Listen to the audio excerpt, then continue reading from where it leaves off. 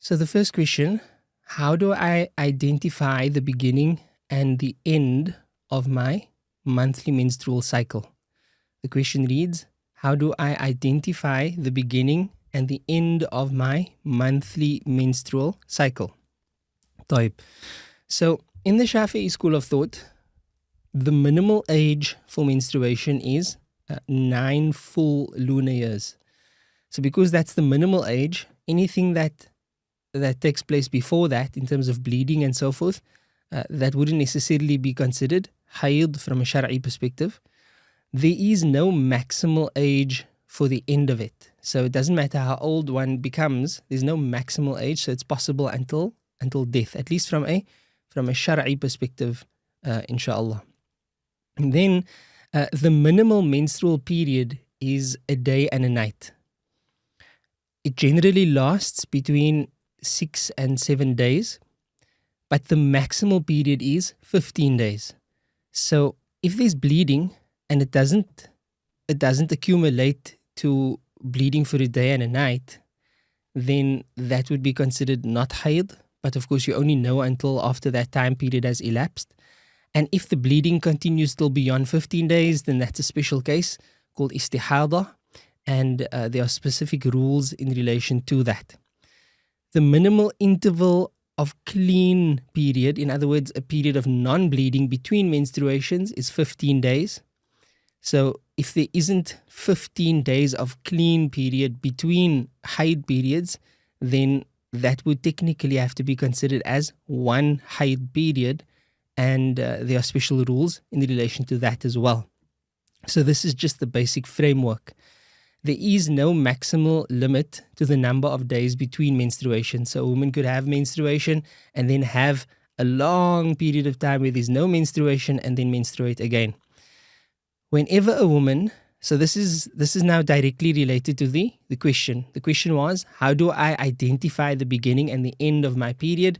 So the direct answer to that is, whenever a woman who is old enough to experience a hayd, so we've given the framework for that, if she notices bleeding, even if she's pregnant, then she must avoid what a woman in her period avoids. So she should consider herself in the state of hayd as soon as she sees bleeding.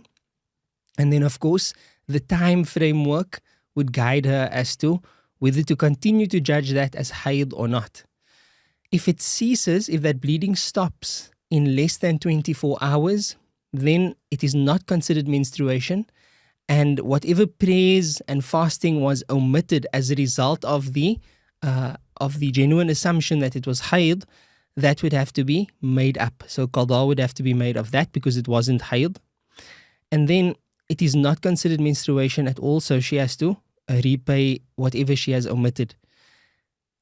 If it ceases at 24 hours, so if it ceases after 24 hours or at 24 hours, or within 15 days of first noticing bleeding, or between the two, then it is considered menstruation, it is considered hayd, and Allah knows best. If it goes beyond 15 days, then she has what is considered istihada. That's roughly translated as chronic vaginal bleeding.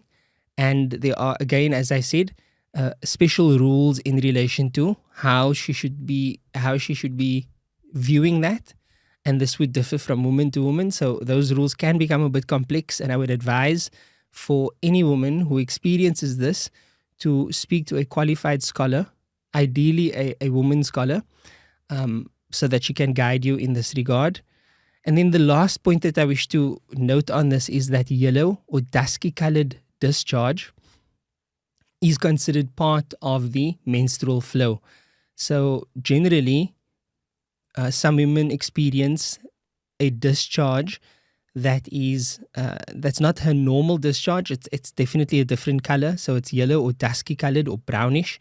Before and after the period, this would have to be considered as part of the menstrual flow.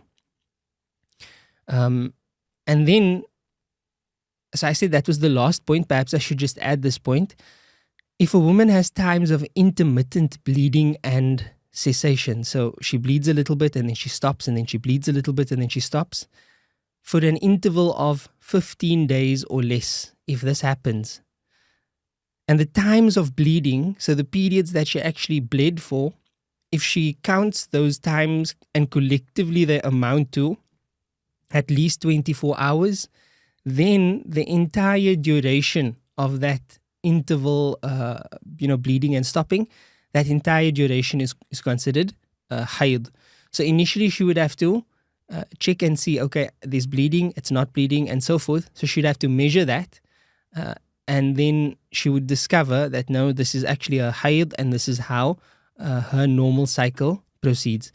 So I hope that assists in terms of answering the question, how do I identify the beginning and the end of my period? Barakallahu feekum. We proceed to the next question. La ilaha illallah Muhammad Rasulullah.